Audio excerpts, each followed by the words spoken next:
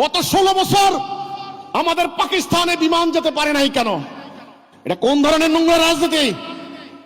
পাকিস্তান, আমি রাওয়ালপিন্ডি যাব, আমার মুরব্বীরা গিয়েছেন। আমি করাচি বন্দরে যাব, আমার মুরব্বীরা গিয়েছেন।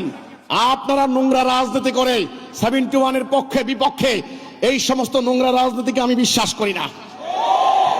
আমি পাকিস্তান যাব, আমি রাওয়ালপিন্ডি যাব, ইসলামাবাদ যাব, তারা আমার ঢাকায় আসবেন, চট্টগ্রাম যাবেন, ওরা আমার শাড়ি নিবে, ওদের 3 পিস আনবো, সমস্যা নেই, ওদের চাদর আনবো।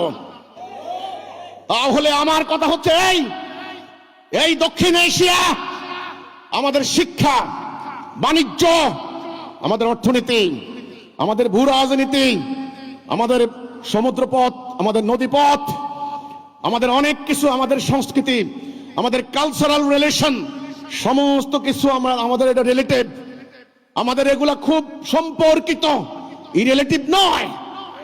আমরা নির্ভরশীল, একজন আরেকজনকে ছাড়া চলতে পারবো না।